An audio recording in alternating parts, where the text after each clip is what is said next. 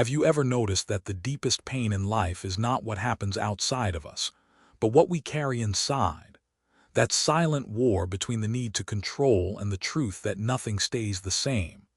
It's the ache that keeps us awake at 3 a.m., when the world is quiet but our fears are screaming. The heartbreak of trying to hold on to people, plans, and identities that are already slipping through our fingers. This is the raw wound no one speaks of, the fear that if we let go, we will shatter. But what if the opposite is true? What if letting go is the very moment we finally rise? Don't miss the journey we are about to unfold. Subscribe to Buddhism in every moment and help us create more soul-stirring videos like this, because every click, every follow keeps this wisdom alive. Part 1: Letting Go of Control, the first step to inner freedom. Why is it that in a world more connected than ever, with endless information at our fingertips, we often feel more restless, more anxious, and more lost than the generations who came before us? Modern life promises freedom, yet it demands perfection. It tells us to plan every step, to map every possibility, to hold tightly to what we love and fight against what we fear. We live as though control is the currency of safety, as though by gripping harder we can make the future bend to our will. But in the silent hours of the night, when the noise dies down and the illusions fade, we begin to feel the truth. Control is fragile. Perfection is an illusion. And no matter how tightly we clutch, life slips through our fingers like sand. This is the quiet torment of the human heart, the endless battle to hold on, and the exhaustion that comes with never being able to win. The more we try to tighten our grasp, the more anxious we become. The more we demand certainty, the more chaos we notice around us. We check our phones one last time, hoping for clarity. We rewrite our plans again and again, trying to eliminate the unknown. We rehearse conversations in our minds, determined to prepare for every outcome. But still, there is that lingering unease. Still, there is that sinking awareness that nothing can truly be fixed in place. Buddhism does not deny this truth. Instead, it offers something radical, almost shocking to the modern ear: surrender. To let go. To stop fighting the current and finally learn to float. Surrender here is not weakness, nor is it a collapse into passivity. It is the strength to release the illusion that you must manage every detail of life in order to survive. It is the bravery of stepping back from the ledge of control and realizing that the ground beneath your feet has been holding you all along. Imagine standing at the edge of Yosemite's cliffs, the vast valley stretching endlessly before you, the wind brushing against your face. Below, a river cuts through stone, relentless and free. You cannot command its flow. You cannot tell it where to bend, when to pause, or how quickly to move. The river follows its own rhythm, and as you stand there, you realize that life is the same. We do not fight the current, we ride it. We do not bend the river to our will, we learn how to let its energy carry us forward. Letting go is not about abandoning responsibility. It is about shifting the way we relate to life. Instead of demanding that every plan succeed, we allow space for the unknown. Instead of clinging to relationships as though our worth depends on them, we learn to love with open hands. Instead of tying our peace to outcomes, we root it in presence. In this way, surrender becomes the doorway to true freedom. The challenge, of course, is that surrender feels unnatural. Our culture has conditioned us to believe that success belongs to the ones who grind the hardest, who control the most variables, who never rest until every detail is perfect. To let go feels like betrayal to ourselves, to our families, to our dreams. And yet the paradox is clear. The tighter we hold, the more brittle we become. And when life inevitably shifts, as it always does, we shatter. Surrender, on the other hand, makes us flexible. It allows us to bend without breaking. At night, as you prepare to sleep, notice how your body tells this story. Lie down and pay attention to your breath. If you are like most people, your chest is tight, your breath shallow, your mind racing through to-do lists and unspoken worries. This is the body mirroring the mind's obsession with control. Now, place your hand over your heart and take one slow, deliberate breath. Inhale deeply, feeling the air expand into your ribs, and then exhale slowly as though you are releasing the weight of the day. This is a simple act, yet it is a profound shift, replacing tension with trust. Each breath becomes a reminder that you do not have to hold everything together. The universe continues its dance even as you sleep. Another practice is journaling, not about what you accomplished, but about what you cannot control. Write down every worry, every uncertainty, every plan that feels unfinished. Pour it onto the page. Then close the notebook and whisper to yourself, "I release this for tonight." It may not solve the problem, but it frees you from carrying the illusion of control into your rest. It allows space for your nervous system to soften, for your heart to find stillness, for your mind to remember that peace is possible without perfection. Trust does not arrive all at once. It grows slowly, like the dawn creeping across the horizon. Each time you choose to let go, even in the smallest way, you make room for freedom. You let go of needing to have the last word in an argument. You let go of rehearsing tomorrow's tasks while eating tonight's dinner. You let go of the thought that says, "If I don't fix this right now, everything will fall apart." And each time you release, you discover that life does not collapse. Instead, it opens. The first step to inner freedom is not more effort but less. It is not adding more armor but removing it. It is not building a stronger cage but opening the door. Letting go is terrifying because it asks us to trust something beyond our own control. But in that trust lies the very peace we've been searching for all along. This is the paradox, the lesson, the invitation. The freedom you long for cannot be grasped with clenched fists. It can only be received with open hands. And once you have tasted even a glimpse of that freedom, you will understand why the great teachers of old have whispered the same truth for thousands of years. Surrender is not the end of your strength. It is the beginning of it. Part 2. The subtle power of surrender. There is a quiet distinction that changes everything. The difference between surrender and resignation. At first glance, they appear similar. Both involve a kind of letting go. Both are marked by the absence of resistance, but they are worlds apart in essence and in outcome. Resignation is the heavy sigh of defeat, the weary collapse into passivity when the spirit no longer believes in possibilities. It is giving up, turning away, shrinking back from life's movement.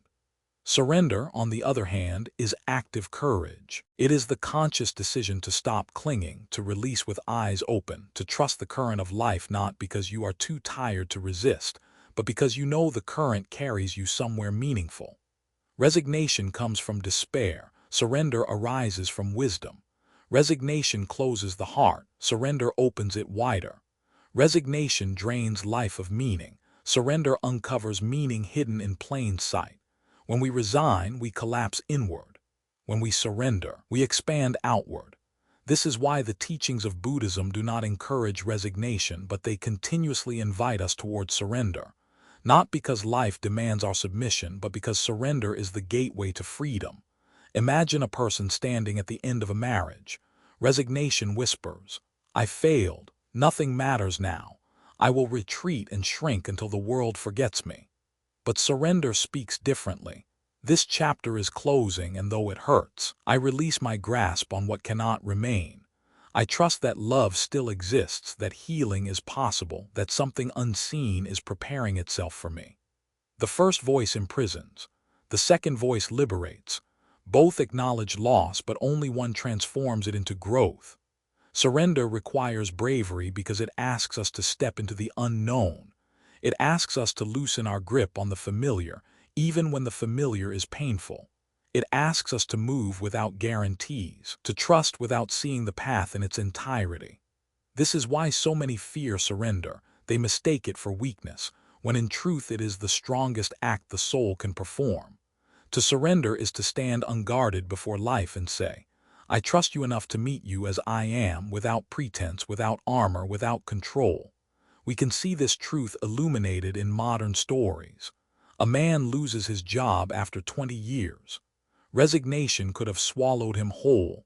Bitterness, self-pity, the temptation to numb himself with distractions. But instead he chose surrender. He sat in the silence of his loss and whispered, "I do not know what comes next, but I release the belief that my worth is tied to this role." Weeks later, an unexpected opportunity arose, not in the same field, but in a new direction that allowed him to share gifts he never realized he had. Surrender did not erase the pain of job loss, but it transformed it into the soil from which new growth could emerge.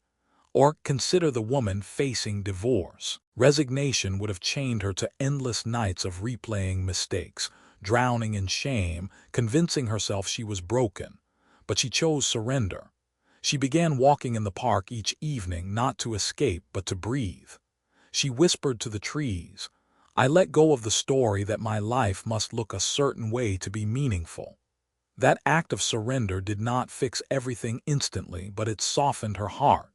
Over time, it gave her the strength to build new relationships, not just with others, but with herself. There are countless untold stories like these. A patient who surrenders not to the illness, but to the journey of healing. A parent who surrenders not to losing a child's love, but to trusting that love can take new forms across distance and time. A worker who surrenders not to exploitation, but to the courage of walking away into something uncertain yet true. Each story reveals the same principle. Surrender is not the end of action, but the beginning of action guided by wisdom instead of fear. Surrender also shifts the way we experience suffering. When we resist, we add layers to our pain: anger at what has happened, fear of what might come, shame for not being in control. But when we surrender, the suffering remains only what it is, sharp, present, but clean. Like a river washing over a stone, it moves. Resistance clings, making wounds fester. Surrender allows pain to flow, to teach, to pass. The subtle power of surrender becomes most visible in the quiet moments of daily life. Before bed, when the lights are low and silence deepens, we are confronted with all the thoughts we cannot silence during the day. Worries about bills, regrets about words spoken, plans for tomorrow swirling endlessly. This is where surrender becomes a practice. One simple ritual can begin to reshape the entire way we sleep and, by extension, the way we live. Set aside a single candle. As you prepare for bed, light it with intention. Let its flame remind you that light exists even in darkness. Close your eyes and whisper one thing you are willing to release tonight. It could be small: "I release the need to solve everything before I rest." Or profound: "I release the fear that I am not enough." Whisper it into the quiet, as though offering it to the flame itself. Then blow out the candle, watching the smoke rise, carrying your release into the night. This nightly release ritual is more than symbolic. It rewires the nervous system. It teaches the body that rest does not require resolution. It tells the mind that peace is possible without answers. Over time, this practice transforms the bedroom into a sanctuary, the night into a teacher, and sleep into an act of trust. Surrender does not mean you stop caring. It means you care differently. You no longer cling with clenched fists, you hold with open hands. You no longer demand certainty, you allow mystery. You no longer insist on outcomes, you learn to dance with possibilities. And in this subtle shift, life begins to reveal itself not as an enemy to be conquered, but as a partner to be trusted. The power of surrender is subtle because it rarely announces itself with drama. It does not arrive with thunder or grand declarations. It shows up quietly in the way you breathe when you're afraid, in the way you listen when you'd rather speak, in the way you choose not to grip when everything in you wants to hold tighter. It is subtle, yes, but it is also transformative. It turns endings into beginnings, chaos into clarity, fear into courage. When you understand surrender, you begin to live differently. Not smaller, but freer. Not weaker, but stronger. And slowly you realize that surrender is not something you do once. It is something you return to again and again, each day, each night, each breath. Because life will always invite you to cling, to resist, to control. But life will also always whisper a deeper invitation. Let go, trust, and discover that surrender is not the loss of power. It is the doorway into a power you never knew you had. Part 3: Karma as Conversation with Life. Beyond reward and punishment, Karma as the echo of intention. For centuries, the word karma has been misinterpreted, reduced to a cosmic scoreboard that tallies right against wrong, good against bad, reward against punishment. People whisper, "It's karma," when someone they dislike faces hardship, or they comfort themselves by saying, "Karma will take care of it," as if the universe were a judge and jury sitting in some distant sky handing out sentences. But Buddhism teaches something far more profound. Karma is not a judge. It is not a rigid law waiting to trap us. It is not punishment, nor is it reward. Karma is movement. It is the echo of intention, the vibration of the heart carried outward into the vast web of existence. It is the conversation between our inner world and the world around us, constant, subtle, alive. Think of karma not as a scorekeeper but as music. Every thought you carry, every word you release, every action you take, it is like striking a note. That note does not disappear. It reverberates, carrying its tone into the world, bouncing off walls, touching ears, stirring emotions. Sometimes the note you strike blends beautifully with the orchestra of life around you, creating harmony. Sometimes it clashes, creating dissonance, tension, discomfort. But either way, the note is real, and its echo shapes the atmosphere you live in. When you begin to see karma this way, life itself becomes a symphony of cause and effect, an ongoing composition to which you are always contributing. You are not separate from the music. You are both player and listener, both instrument and audience. And the notes you strike matter. Consider daily choices. You wake up irritated, already thinking of your problems, and you snap at the first person you meet. That sharp word is a note. It enters the air, and its echo may linger in the heart of the one who received it all day. They may carry it into their own interactions, striking further dissonant notes, spreading an atmosphere of agitation. But what if instead you choose patience? What if you pause, breathe, and offer a kind word instead? That note also lingers. It warms, it softens, it creates a ripple that might extend far beyond what you can see. This is karma, not a punishment waiting for you tomorrow, but a resonance moving outward right now. In modern contexts, this truth becomes crystal clear. In the workplace, honesty can shift entire cultures. Imagine a team where gossip fuels suspicion, where everyone hides behind half-truths. The notes are discordant, the atmosphere thick with mistrust. But when one person chooses honesty, not blunt cruelty, but transparent sincerity, that note carries clarity into the air. It encourages others to tune themselves differently. Over time, the music of that workplace changes, becoming more open, more harmonious. Karma is not only about what happens to you later. It is the texture of the present moment you are creating. Or picture yourself in traffic. A car cuts you off, and your instinct is to honk, to curse, to add your anger to the chaos of the road. That is one note. But if you breathe instead, if you allow the other car to pass without retaliation, you strike a different chord. Maybe the other driver is carrying stress you cannot see. Maybe your patience prevents a chain of anger that could have escalated into violence. Karma is subtle, yet its effects are immense.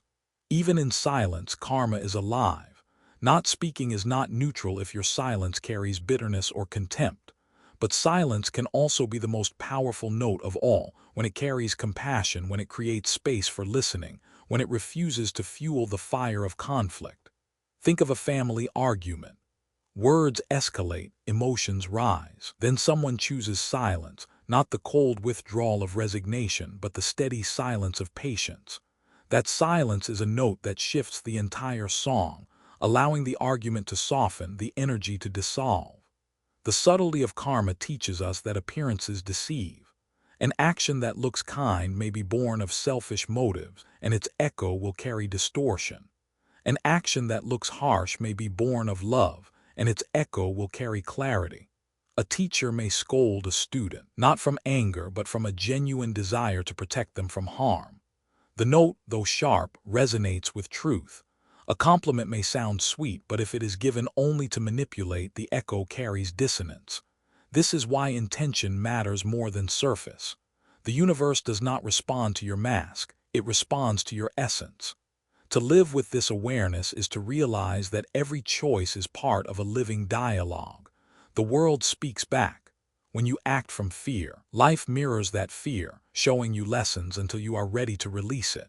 When you act from compassion, life reflects that peace, sometimes in ways you did not expect, sometimes not immediately, but always faithfully. Karma is not a vending machine where you put in good deeds and wait for rewards. It is a relationship, fluid, responsive, unfolding moment by moment. Think of your life as a room filled with vibrations. Every word, thought, and action leaves its imprint on the air. When you walk into a room where someone has been arguing, even if the voices are silent, you feel the residue of dissonance. When you enter a space where people have been laughing together, you feel the warmth in your body. That is karma, too, not just in grand events, but in subtle shifts of atmosphere that shape how we feel, how we act, how we live. The beauty of this truth is that karma is never final. You are not doomed by your past notes. Even if you have struck dissonant chords before, you can begin today to shift the music. You can choose intention more carefully. You can practice awareness, listening to the notes you send into the world. You can notice, does this word carry kindness or cruelty? Does this silence carry patience or resentment? Does this action arise from fear or from love? And in noticing, you begin to tune yourself differently. The modern world often tempts us into forgetting this. We think karma is distant, abstract, something to worry about later. But karma is immediate. It is alive in the way your shoulders tense when you act from anger. It is alive in the way your heart softens when you act from compassion. It is alive in the energy that fills a room, the resonance of your presence, the echo of your choices. And so, to live consciously is to live musically. To realize that every note matters, that harmony is possible, that dissonance can be transformed. You do not need to be perfect. No orchestra is without its tension, but you can choose again and again to strike notes that align with truth, with love, with clarity. This is karma as conversation with life, not distant judgment but living dialogue. And once you understand this, every moment becomes sacred. Every breath becomes a chance to listen. Every choice becomes an opportunity to contribute to the great music of existence. Part 4, Shunyata, Finding Strength in Emptiness. When people hear the word emptiness, their first reaction is often fear. Emptiness sounds like nothingness, like a void, like the absence of meaning. To the modern mind, it carries the flavor of despair, a sense that if life is empty, then it must also be pointless. But the Buddhist understanding of shunyata, of emptiness, is not nihilism. It is not a denial of life's richness. Rather, it is the opening through which true freedom enters. Emptiness in this context is spaciousness, the realization that everything we cling to as solid and separate is, in truth, fluid and interconnected. It is not that nothing matters, but that everything matters in ways deeper than we can imagine. To understand this, picture the Grand Canyon. Stand at its edge, where the layers of stone tell stories older than human history, where the river has carved through time itself. You see vast space stretched out before you, a silence so immense it almost hums. There is an emptiness here, but it does not feel like nothing. It feels full, full of time, of change, of beauty, of echoes that stretch beyond comprehension. The canyon is not a void. It is a living testimony to impermanence and interconnection. This is the essence of shunyata.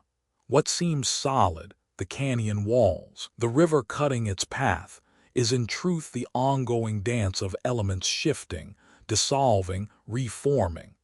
Emptiness is not absence. It is the dynamic spaciousness that allows everything to be. When we loosen our grip on identity, when we stop believing in a fixed self carved in stone, we begin to taste this truth. So much of human suffering comes from clinging to labels.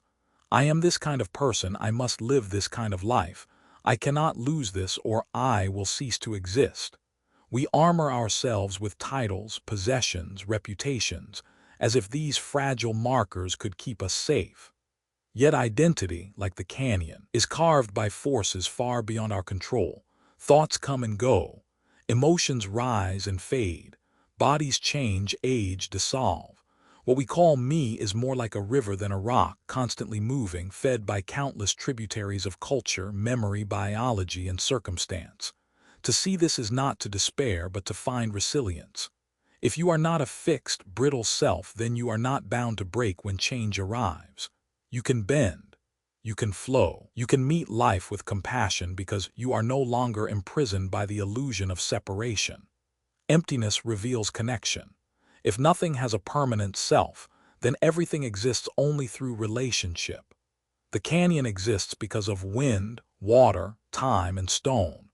You exist because of parents, teachers, strangers who grew your food, air you did not create, sunlight that crossed millions of miles to warm your skin.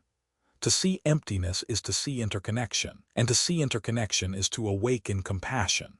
How could you not care for others when their existence is woven into yours? How could you not protect the earth when your very breath depends on it? In emptiness, resilience arises. A tree bends in the wind because it does not cling to rigidity. Likewise, when you no longer insist that life conform to your fixed identity, you become unbreakable. You lose a job, and though grief comes, it does not destroy you. You adapt. A relationship ends, and though sorrow visits, it does not define you. You keep growing. Health falters, yet even in fragility you find strength because you are not the body alone. You are the awareness that holds it all, vast as the canyon, wide as the sky. To practice shunyata is not merely to understand it intellectually, but to embody it. Tonight, try a simple visualization. Close your eyes and bring to mind a fear that has been gripping you. Feel it in your body, the tightness in your chest, the racing thoughts, the restless energy. Hold it gently for a moment, acknowledging its presence. Then imagine stepping into an open sky at dawn. The fear, once dense and heavy, begins to dissolve like mist as the sun rises. It thins, it disperses, it becomes part of the vast blue. Notice how the sky does not resist. It welcomes everything yet clings to nothing. Breathe into that spaciousness. With each inhale, expand. With each exhale, release. This practice is not about denying fear or pretending it never existed. It is about shifting your relationship to it. Fear is not a solid wall. It is a passing cloud. Pain is not a permanent prison. It is a wave on the surface of an ocean. When you see that everything is empty of fixed existence, you stop confusing temporary storms for eternal truths. You stop saying, "I am my fear, I am my pain, I am my failure." Instead, you realize, these experiences arise and they pass.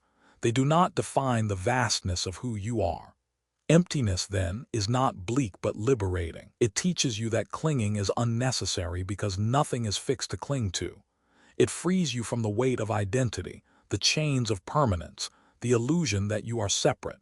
It gives you space to breathe, to forgive, to expand into compassion, to stand at the edge of the canyon of your life and see not a void but a horizon without end. And in that horizon lies strength. The strength to face change with grace. The strength to meet loss with tenderness. The strength to let go of what was never truly yours and to embrace the mystery of what comes next. In emptiness, you do not disappear. You become spacious enough to hold it all. Part 5: Dependent Origination, the Web of Causes. Life as interdependent threads, nothing stands alone. There is a story whispered through the heart of Buddhism, a story that unravels the mystery of why things are the way they are. It is the teaching of dependent origination, the understanding that nothing arises in isolation. Every moment is born from countless conditions, and every condition itself is the offspring of others. We like to believe in single causes, in neat explanations, this happened because of that. But reality is not so simple. Life is a web, woven from threads of intention, circumstance, habit, memory, culture, biology, and time. Each thread is pulled by another, and in their interweaving, the fabric of our days is created. Dependent origination is not just philosophy. It is the lens that reveals why we suffer and how we can heal. It teaches us that nothing stands alone, not our joys, not our sorrows, not even our identities. Who you are in this moment is the echo of countless influences. Your upbringing, your habits, your relationships, your thoughts, your environment, even the food you ate this morning. You are not a fixed, separate entity. You are the living expression of infinite causes and conditions, dancing together in this present breath. This truth can feel overwhelming, but it is also profoundly liberating. Because if suffering arises from causes, then so too does freedom. If your present state is the fruit of certain conditions, you can plant new seeds for a different tomorrow. Life is not fate carved in stone. It is a garden, and every action, every thought, every choice is a seed placed into the soil of time. Practical insight arises when we look at the smallest details of our daily lives. Consider your habits, your diet, your sleep, your thoughts. These are not isolated activities. They are causes shaping the conditions of your future. Stay awake night after night scrolling endlessly on your phone, and the cause is not just lost sleep. It ripples into exhaustion, irritability, weakened immunity, strained relationships. Eat mindlessly, filling your body with what numbs rather than nourishes, and the cause is not just a momentary indulgence. It becomes energy crashes, mood swings, chronic disease. Entertain thoughts of resentment day after day, and the cause is not just mental distraction. It grows into bitterness, disconnection, even physical illness. But the reverse is also true. Choose to nourish your body with mindful meals, and the cause is strength, clarity, vitality. Choose to honor sleep as sacred, and the cause is resilience, calm, patience. Choose to guide your thoughts toward compassion, and the cause is deeper connection, unexpected harmony, moments of joy. The seeds you plant shape the soil you walk upon tomorrow. Dependent origination also invites us into emotional depth by revealing how wounds often span generations. A child grows up with an absent father. That absence is not just one man's failing. It is a thread in a web. Perhaps the father himself carried wounds from his own upbringing, poverty, neglect, or unhealed trauma. His behavior was not born in a vacuum. It arose from conditions that shaped him long before he could choose differently. And so the child inherits the wound, not just of loss, but of misunderstanding. Why wasn't I enough? Why did he leave? The pain is real, but so too are the causes that extend beyond the child's control. To see dependent origination in family wounds is to shift from blame to understanding. This does not excuse harm, nor does it erase responsibility, but it softens the edges of anger, allowing compassion to enter. It reveals that cycles of pain are not curses, but patterns. And what is patterned can be changed. You might recognize that the anger you carry toward your parents is not just yours. It is the echo of their parents' pain and theirs before them. In this recognition, you hold the power to break the chain. By seeing the causes clearly, you can plant new ones: forgiveness, understanding, a new way of loving your children or yourself. A practical way to begin engaging with this teaching is through what I call a cause mapping journal. Choose one worry that has been haunting you, something that seems overwhelming or unchangeable. Write it at the top of the page. Then, instead of simply describing the worry, begin to trace it back. What are the conditions that gave rise to it? For example, you might worry constantly about money. Beneath that worry is the cause of spending habits. Beneath that, the cause of insecurity learned in childhood. Beneath that, the cause of cultural conditioning about worth and success.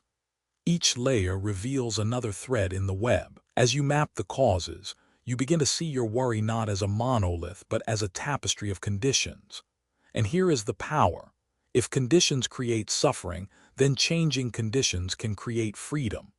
Perhaps the worry about money softens not by magically receiving wealth, but by planting new seeds, learning financial awareness, practicing gratitude for what you have, disentangling self-worth from possessions. The journal becomes not just a record of problems, but a map of transformation. Dependent origination reminds us that we are not victims of isolated events. Nothing that happens to us exists apart from the whole. When a storm destroys a home, the cause is not just the storm. It is also the way the land was built, the choices of community, the shifting of climates, the fragility of structures. When you experience heartbreak, the cause is not just the loss of love. It is the convergence of personalities, histories, expectations, fears, and timing. Life is never a single line of cause and effect. It is always a web. This can deepen our compassion for others as well. The person who lashes out in anger is not simply an angry person. They are the product of causes: stress at work, childhood pain, lack of rest, fear of rejection. To see this is not to condone harm, but to look deeper than appearances. It allows you to respond not just to the behavior, but to the suffering beneath it. And in responding this way, you plant different seeds in the soil of the relationship. Dependent origination also humbles us. We like to imagine ourselves self-made, independent, responsible only for ourselves. But the truth is otherwise. You are here now because of food grown by farmers you have never met, because of roads built by workers whose names you will never know, because of teachers, writers, and healers who shaped your thinking. Even your very breath arises from the generosity of trees. Nothing you are is truly separate. You are a thread in a tapestry so vast it cannot be fully seen, yet you are essential to its design. This humility leads naturally to gratitude. When you recognize that every sip of water carries the labor of clouds, rivers, engineers, and countless invisible hands, you drink more reverently. When you realize your laughter tonight is made possible by ancestors who endured hardships you cannot imagine, you laugh more gratefully. Dependent origination transforms entitlement into reverence, complaint into appreciation. The teaching is both sobering and hopeful. Sobering because it shows us that suffering is not random, it arises from real causes. Hopeful because it assures us that suffering can end when conditions are transformed. Even the heaviest chains are made of links, and links can be broken. Even the deepest wounds are patterns, and patterns can be changed. The invitation is simple but profound. Look closely. When you suffer, instead of asking why me, ask what conditions gave rise to this. And when you dream, instead of asking can it happen, ask what conditions can I create to make it possible. This shift turns life into a dialogue, not with fate but with possibility. Dependent origination is not distant philosophy. It is the mirror that shows you why you feel what you feel, why your life unfolds as it does, and how freedom is within reach. Nothing stands alone. And in that truth lies both responsibility and grace. Because if nothing stands alone, then you are never alone. You are always held in the web of causes, always capable of weaving new patterns, always free to plant new seeds. Part 6: The Gift of No Self. Illusion of identity. We are awareness, not the story. From the moment we are born, the world begins whispering stories into our ears. You are someone's child, someone's hope, someone's responsibility. As we grow, the stories multiply.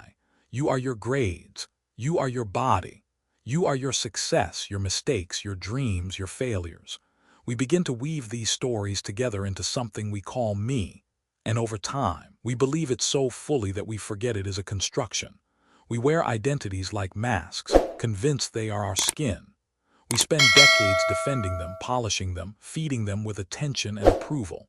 Yet beneath the stories there is something more enduring, something unshaken by praise or blame, triumph or loss.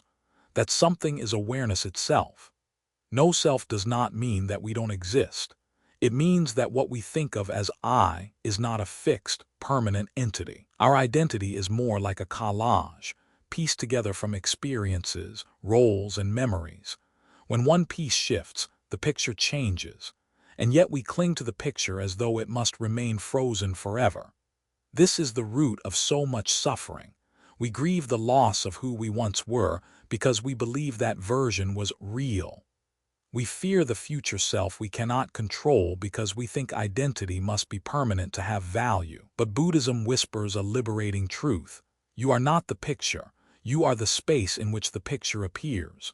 You are not the story. You are the awareness that holds every story and releases it when it passes.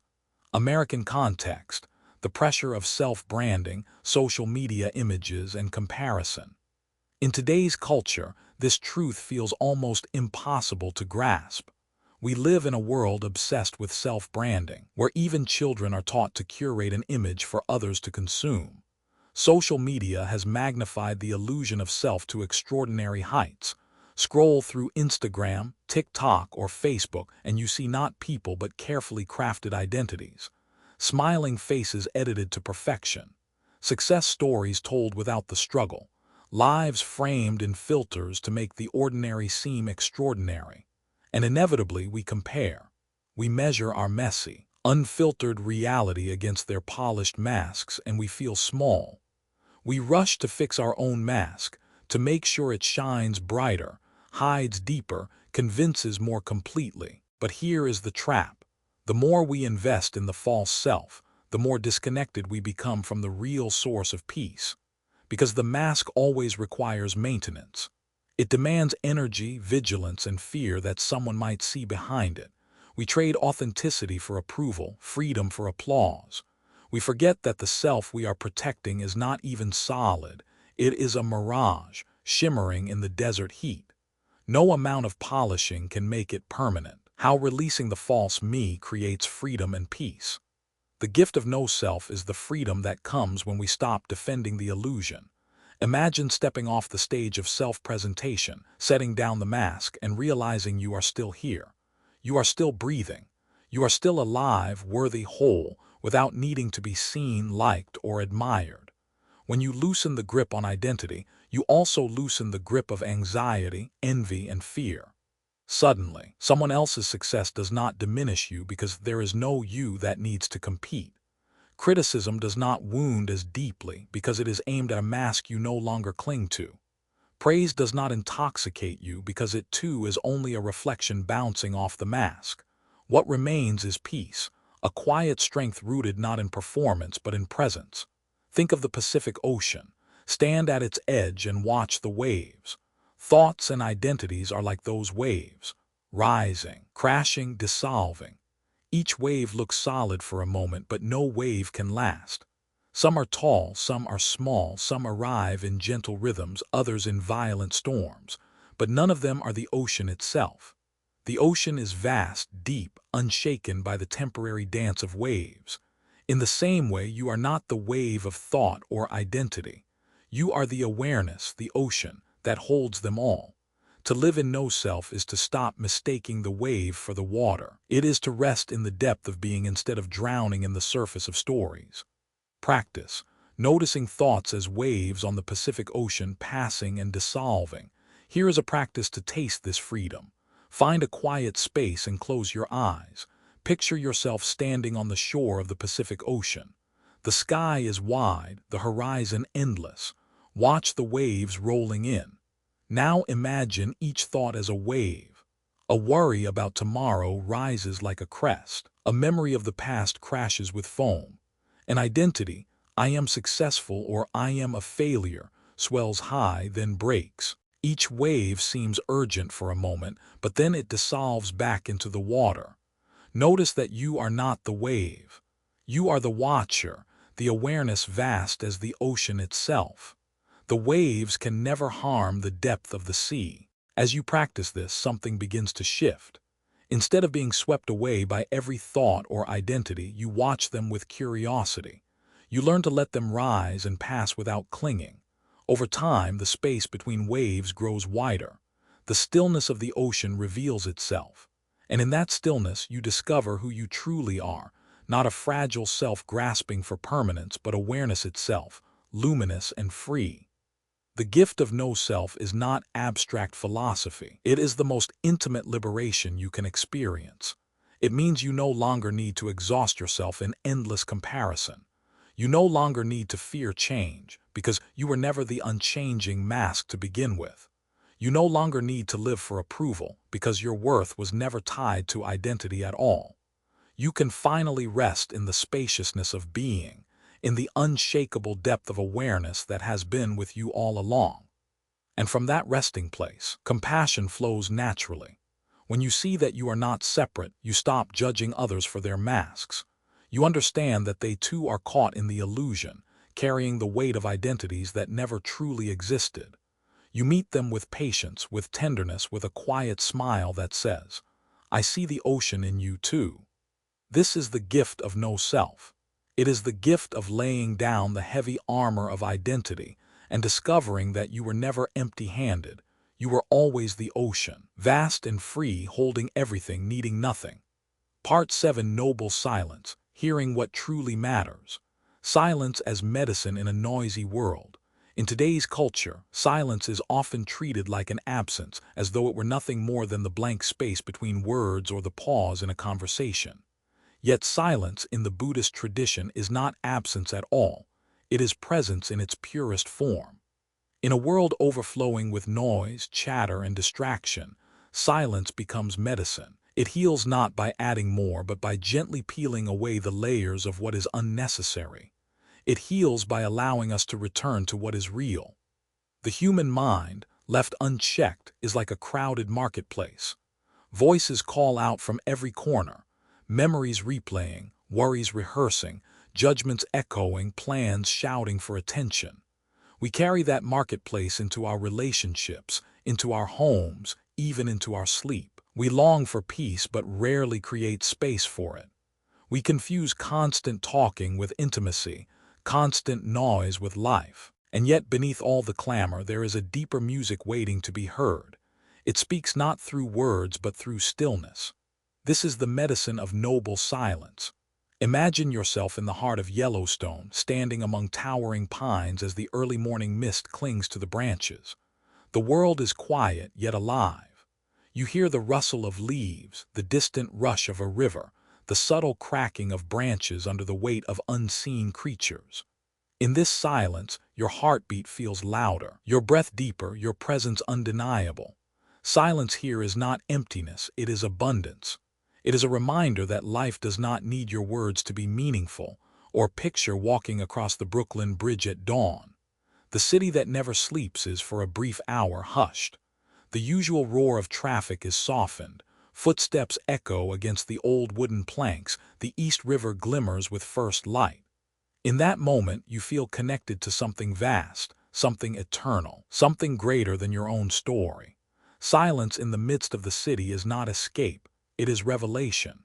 It shows you that clarity is always present, even in the busiest places, if only you learn to listen differently. How silence deepens love, listening, and clarity. Noble silence is not about refusing to speak. It is about choosing presence over noise. It is the silence that deepens love by teaching us how to listen. So often, when someone speaks to us, we are already preparing our reply, rehearsing our defense, or planning how to redirect the conversation. We hear their words but miss their heart. Silence changes this. Silence allows us to truly hear, not just the words but the pauses between them, the emotion beneath them, the longing or the fear hiding in the tone of voice. When you listen with silence, you become a mirror in which the other can see themselves clearly. Love grows because silence makes space for it. Silence also deepens clarity within yourself. In silence, you hear the subtler truths of your own being, the longing you ignored, the grief you suppressed, the joy you overlooked. Noise covers these truths, silence reveals them. Buddhism calls this noble silence because it is silence with intention. It is not withdrawal, not a sulking retreat, not the cold shoulder.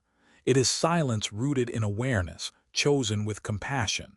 It is silence that allows space for wisdom to arise. And in a noisy world, this silence is radical. It says, I do not need to fill every moment with words. I do not need to prove myself with noise. I trust that presence itself is enough. The teachings remind us that noble silence does not require a monastery or a mountain. You do not have to disappear into the wilderness to practice it. You can bring silence into your ordinary life, right where you are. You can create small islands of stillness in your day. A morning without speaking, a walk without your phone, a meal without background noise. These moments are not trivial, they are openings. They remind you that silence is not the opposite of life, it is the ground from which life becomes clear. Activity, silent mornings, starting the day without words, just presence. One powerful practice is what I call silent mornings. When you wake, Resist the urge to fill the air with conversation, television, or the glow of your phone. Instead, begin the day in quiet presence. Sit with your breath. Make your coffee or tea without distraction. Watch the light shift across the room. Listen to the ordinary sounds of life, the hum of the refrigerator, the birds greeting the morning, your own breath rising and falling. In this silence, notice how the body feels calmer, how the mind feels softer, how the day begins not with a rush of demands but with a grounding in presence. Over time, silent mornings change the way you move through the world. You no longer feel pulled into the whirlwind of noise so easily. You begin to carry silence within you, even in conversations, even in conflict, even in crowded spaces. The silence becomes a refuge, a companion, a steady anchor that reminds you of what truly matters. The subtle gift of noble silence is that it transforms the quality of every interaction. Words spoken after silence are fewer, but they are more honest, more kind, more necessary. Actions taken after silence are steadier, more aligned, less reactive. Relationships shaped by silence are deeper, more compassionate, more authentic. Silence, then, is not about less life, but more. More love because you truly listen.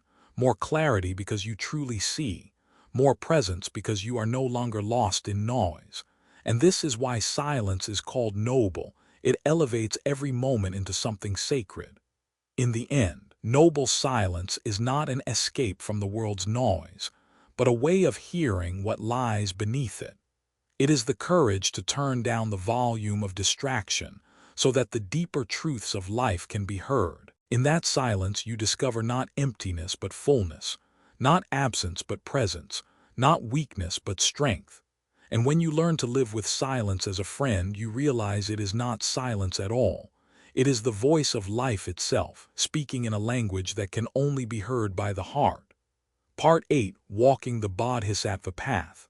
Compassion as the deepest vow, not just for oneself but for all beings. There is a calling that resounds quietly in the heart of every human being, a whisper that longs not only for personal peace but for the healing of all. Buddhism gives this calling a name, the Bodhisattva Path. To walk this path is to take a vow deeper than any personal ambition, a vow not simply to awaken for oneself, but to remain, to serve, to dedicate one's very life to the liberation of all sentient beings. It is not about sainthood, not about perfection, but about devotion. Devotion to compassion that does not stop at the edges of one's own skin, devotion to love that stretches wider than one's own life. The Bodhisattva vow is radical because it rejects the narrowness of self-interest. In a culture that endlessly tells us to put ourselves first, to climb higher, to accumulate more, to protect what is mine, the Bodhisattva whispers a different truth. Your freedom is not separate from the freedom of others. Your joy is bound up with theirs. Your suffering is not isolated. It is woven into the vast net of human and non-human life. To live for yourself alone is to live small, brittle, confined. To live for all beings is to expand into a horizon that has no end. Everyday bodhisattvas, nurses, teachers, parents who show up with love. Though the bodhisattva path is ancient, it is not distant. You do not have to wear robes or sit in monasteries to embody it. Everyday bodhisattvas walk among us quietly, often unnoticed. A nurse working the night shift, who despite exhaustion still leans down to comfort a frightened patient, is a bodhisattva. A teacher who spends extra time with a struggling student, not for recognition but from love, is a bodhisattva. A parent who rises in the middle of the night to soothe a crying child, putting aside their own rest for the sake of another, is a bodhisattva. These are not grand gestures but daily vows made flesh. They remind us that compassion does not need a stage. It needs only a willing heart.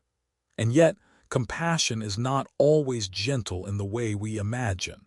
The Bodhisattva path also demands fierceness. Adding fierceness, compassion can mean boundaries, truth-telling, protecting others. To be compassionate is not to be endlessly agreeable, nor is it to allow harm to continue unchecked. Sometimes compassion requires the courage to say no. Sometimes it requires us to speak truths that are uncomfortable, to hold boundaries that protect the vulnerable, to stand up against injustice even when silence would be safer. Think of a mother protecting her child. Her compassion is fierce, her love strong enough to confront danger. Think of a whistleblower who risks their career to reveal corruption, not for their own gain but to protect others from harm. That too is compassion in action. Compassion is not passive, it is active, alive, and sometimes blazing like fire. The Bodhisattva does not retreat from the suffering of the world, they step into it with courage, carrying both tenderness and strength. Reflection. What is needed? Instead of what do I need? To walk this path is to shift the very question that guides our lives. Instead of asking constantly, what do I need? The Bodhisattva asks, what is needed? This shift is small in words but vast in meaning. It pulls us out of the narrow corridor of self-interest and places us in the open field of service. When you ask, what do I need? Your world shrinks to your own cravings, fears, and desires. When you ask, what is needed? Your world opens into the lives of others. You begin to see suffering you had ignored, beauty you had overlooked, opportunities to help that once passed you by. This reflection does not erase your needs, it transforms them. Sometimes what is needed is your own rest so that you can serve more fully tomorrow. Sometimes what is needed is your own healing so that you do not pass your wounds on to others. But often what is needed is beyond you. A hand extended, a voice lifted, a stand taken. In living this way, you find that the fulfillment you sought in self-centered living blossoms naturally through selfless action. The Bodhisattva path is not glamorous. It does not always look heroic. More often it looks like patience in the face of frustration, kindness in the face of indifference, resilience in the face of despair. It is not about winning, but about showing up, again and again, with love as your guide. And yet, it is also the most radical, transformative way of living. Because when you commit yourself to compassion for all beings, you discover that your own liberation cannot be separated from theirs. In giving, you receive. In protecting, you are protected. In lifting others, you rise. To walk this path is to live a life that whispers constantly, not me, but we.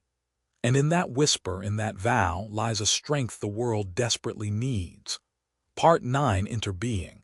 Nothing exists alone. Inspired by Thich Nh letter 1e5t H letter 1e1nh's teaching. To be is to interbe.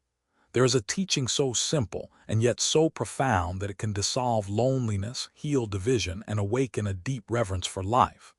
Thich Nh letter 1e5t H letter 1e1nh called it interbeing. To be is to interbe. Nothing exists by itself. Every flower holds the entire universe. Every breath carries countless invisible connections. We are not separate, isolated islands drifting in a void. We are threads in an infinite web, woven together so tightly that to touch one is to move all. Everyday examples. Paper holding the sunshine, the farmer, the rain. Take a single sheet of paper. At first glance it seems ordinary, thin, blank, lifeless, but look again with the eyes of interbeing. Inside that paper lives the tree that gave its fibers. The tree lives because of soil, rain, sunlight, and the work of countless beings.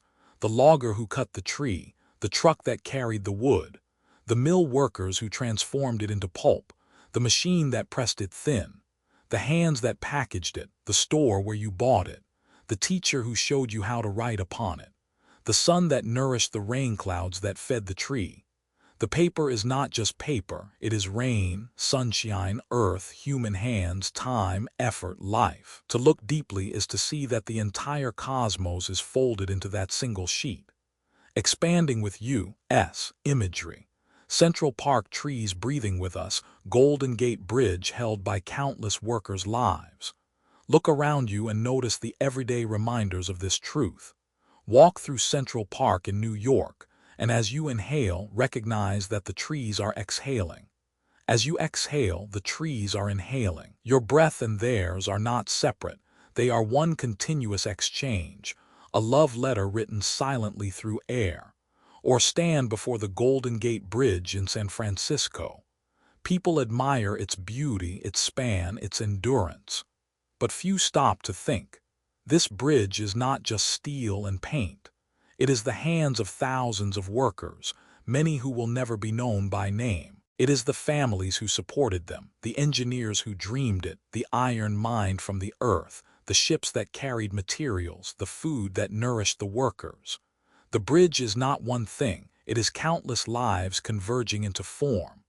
When you begin to see this way, nothing is ordinary anymore. A cup of coffee in the morning holds the vast web of interbeing.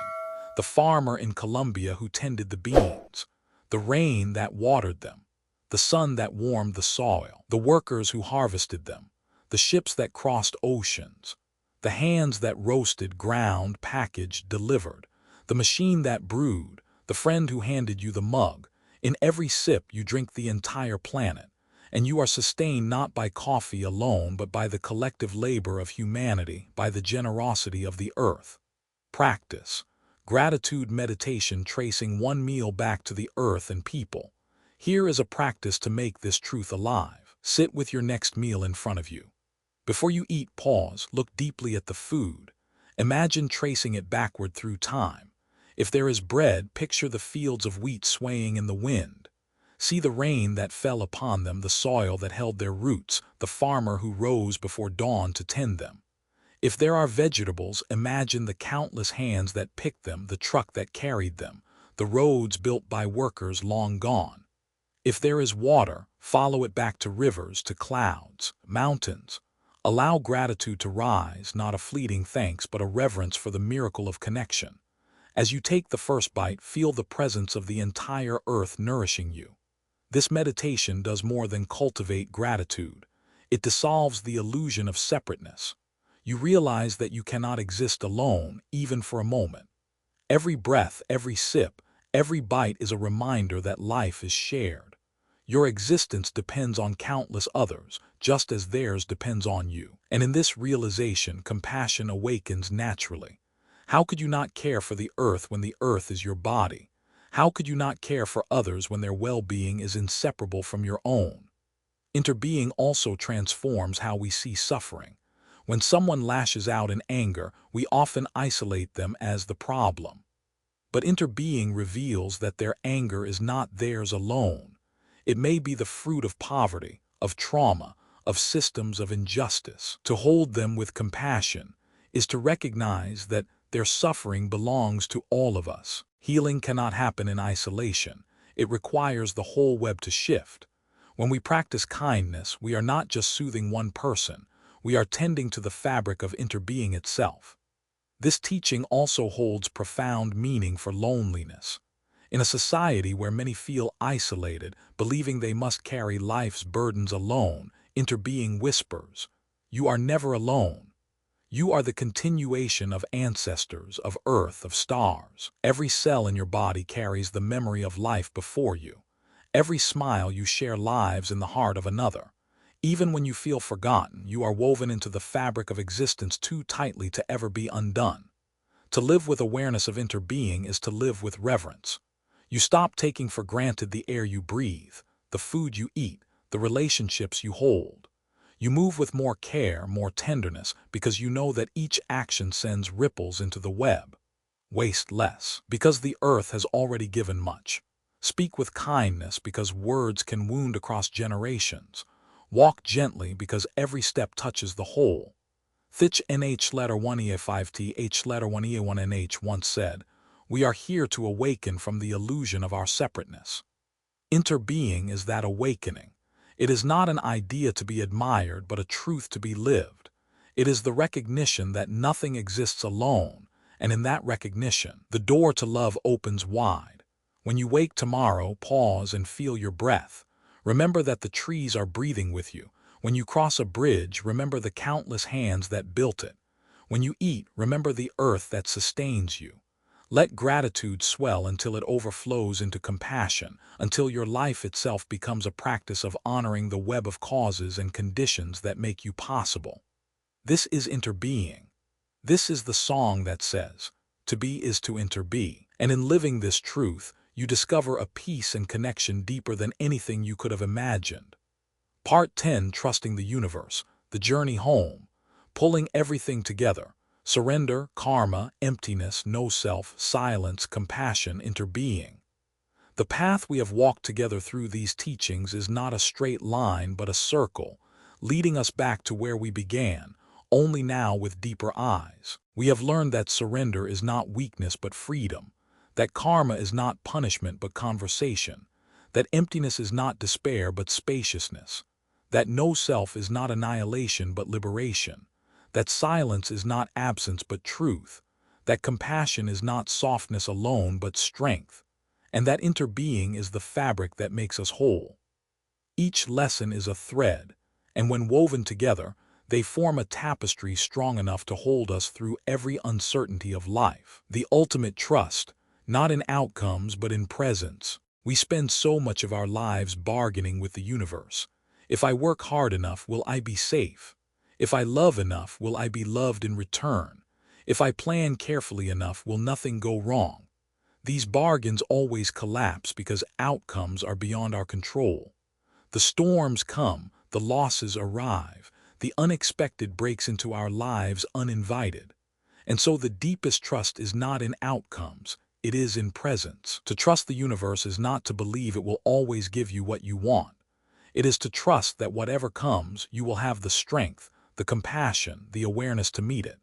It is to believe not in the certainty of events but in the unshakable ground of being that carries you through them. New angle, trust as rest, sleep as an act of faith. Trust takes many forms, but perhaps the most overlooked is rest. Every night when you close your eyes and drift into sleep, you surrender completely. You let go of control, of planning, of effort. You entrust yourself to the night, to the beating of your heart, to the breath that continues without your command.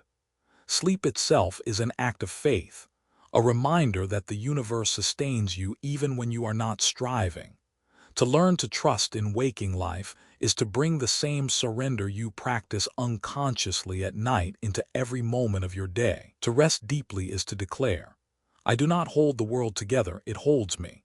Closing visualization, lying under the night sky, stars above Grand Teton Mountains, sensing the vast web of existence holding you. Imagine now that you are lying beneath the night sky in the Grand Teton Mountains. The air is crisp, the earth beneath you steady. Above, countless stars shimmer, ancient light traveling millions of years to reach your eyes. You feel small, but not insignificant, small the way a single note belongs to a symphony, essential yet humble. You sense the vast web of existence holding you. The mountains that have stood for ages, the rivers carving valleys, the trees breathing life into the air, the unseen roots intertwining below the soil. The universe is not distant. It is here, wrapping you in its embrace, whispering through the silence of the night. You are part of this, you have always belonged. As you lie beneath the stars, let your fears dissolve into the sky's expanse. Let your anxieties be carried by the wind. Let your heart soften in the presence of eternity. Feel that you are not alone, not separate, not fragile, but woven into the infinite. Trust arises here not as a demand, but as a recognition. Life is vast, and it holds you tenderly even when you do not understand.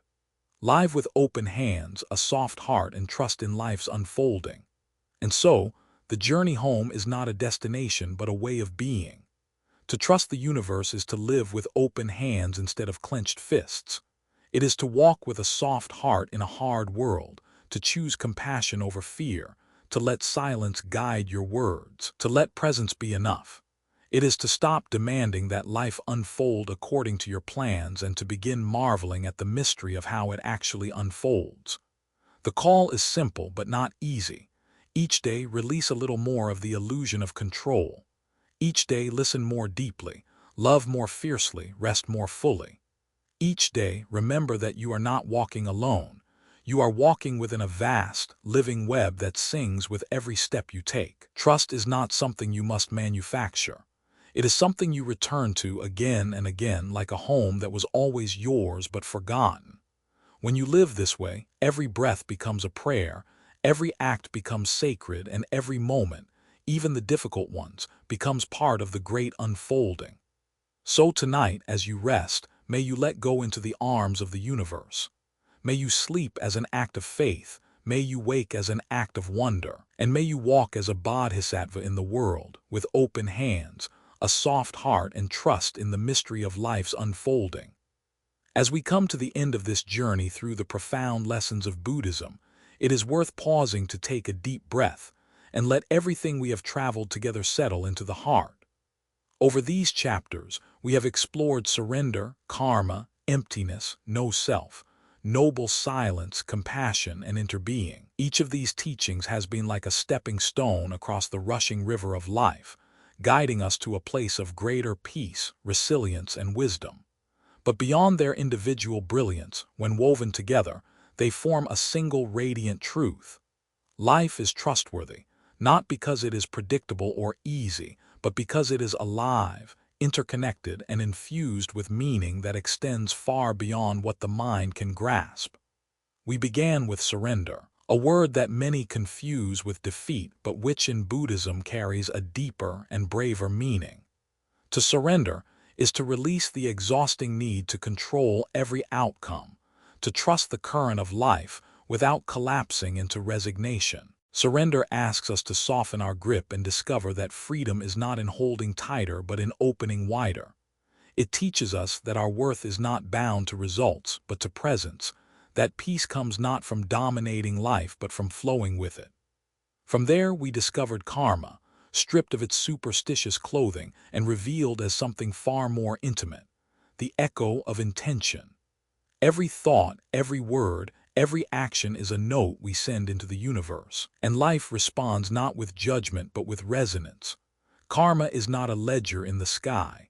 It is a conversation happening right now, in the way our presence shapes the world around us. This understanding calls us into responsibility, not a fearful obedience but a mindful awareness of how our smallest choices ripple outward to touch countless lives. Emptiness, or shunyata, then opened its vast door, not the bleak void of nothingness, but the spaciousness that allows everything to exist. Like the Grand Canyon carved by wind and time, emptiness reminds us that what seems solid is always shifting, that identity and form are not fixed but fluid. Instead of despair, this realization brings liberation. When nothing is permanent, everything becomes possible. Emptiness frees us from clinging, softens our fear of loss, and awakens a compassion born from seeing that all things exist only through relationship. This naturally led us to the teaching of no self, the recognition that the me we defend so fiercely is not a permanent entity but a collection of stories, roles, and passing states. In a society obsessed with image, branding, and comparison, the gift of no self is revolutionary. It says, "You are not your mask, not your curated profile, not your fleeting successes or failures. You are awareness itself, vast as the ocean, in which the waves of identity rise and fall." This recognition loosens the chains of envy, fear, and loneliness and opens the door to authentic freedom. But even freedom requires practice. Noble silence showed us how to return again and again to the stillness beneath noise. In silence, we learn to listen deeply, to others, to ourselves, to the quiet wisdom of life itself. Silence is not withdrawal, it is connection. It heals relationships, clarifies decisions, and anchors us in presence. It is the medicine we so desperately need in a world addicted to distraction. Compassion, embodied in the Bodhisattva path, took us deeper still. Compassion is not simply kindness but a vow, a commitment to live not only for oneself but for all beings.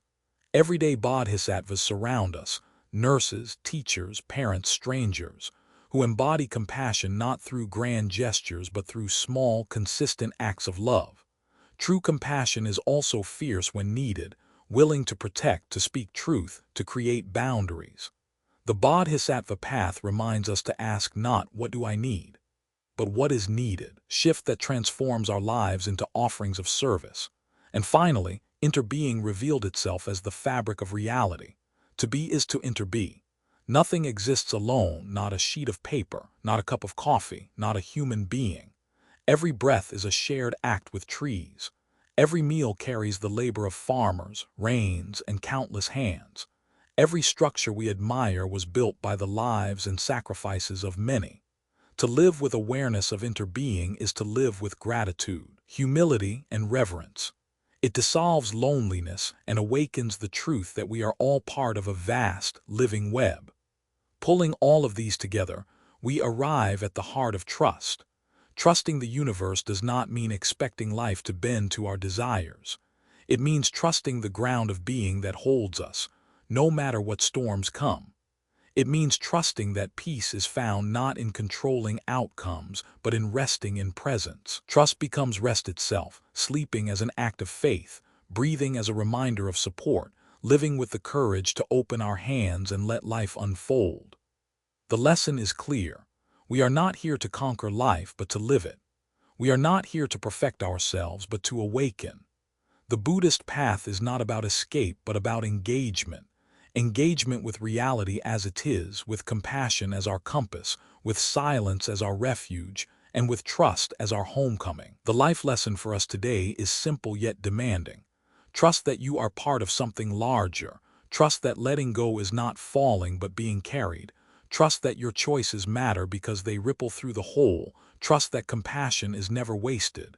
Trust that silence can speak more loudly than noise, and trust that in the dance of emptiness and interbeing, you are never alone.